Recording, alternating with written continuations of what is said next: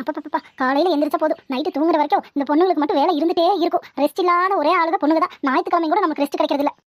ஆம்பளைங்க கூட ஞாயிற்றுக்கிழமை ஆஃபீஸ் லீவே வேலை லீவா அப்படி இப்படின்னு எல்லாம் வீட்டில் இருப்பாங்க. அன்னைக்கும் கூட பொண்ணுங்களுக்கு சமையல் வேலைன்னு எக்ஸ்ட்ரா தான் இருக்குமோ தவிர வேலை இல்லாத நாளே இருக்காது.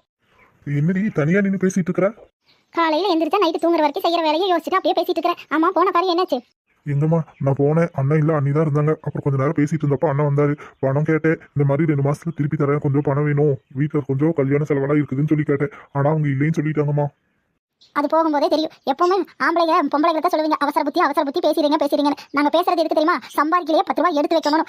இந்த காலத்துல எல்லாம் எந்த கூட பிறந்தவங்களோ இந்தாங்க வச்சுக்கோங்கன்னு எந்த அண்ணன் தம்பியா இருக்கட்டும் அக்கா தங்கச்சியா இருக்கட்டும் கொடுத்தாலும் உதவ மாட்டாங்க. நம்ம பாடுபடும் போது 10 ரூபாய் நம்மளுக்கு நம்ம பிள்ளைகளுக்குன்னு எடுத்து வைக்கணும். நம்ம அப்பனா தான் ஒரு செலவு பண்ண முடியும். அதை நீங்க புரிஞ்சுக்க மாட்டீங்க. இருக்கிறப்ப வராங்க கேட்கறாங்க, எப்பயா இருந்தாலும் திருப்பி கொடுப்பாங்கன்னு கொடுப்பீங்க. நீங்க போய் கேட்டப்ப இப்ப என்ன சொன்னாங்க? உடனே நீ கொடுத்துருக்க, அதை நான் நினைச்சு பாப்பேன்னு சொல்லி யாராவது உங்களுக்கு கொடுத்துருவாங்களா? அது ஒன்றும் கொடுக்க மாட்டாங்க. நாங்க சொல்லும் போது எங்க கிட்ட தான் சண்டைக்கு வருவீங்க. கட்டின பொண்டாட்டி புருஷன் கெட்டு போகணும்னு எப்பயும் நினைக்க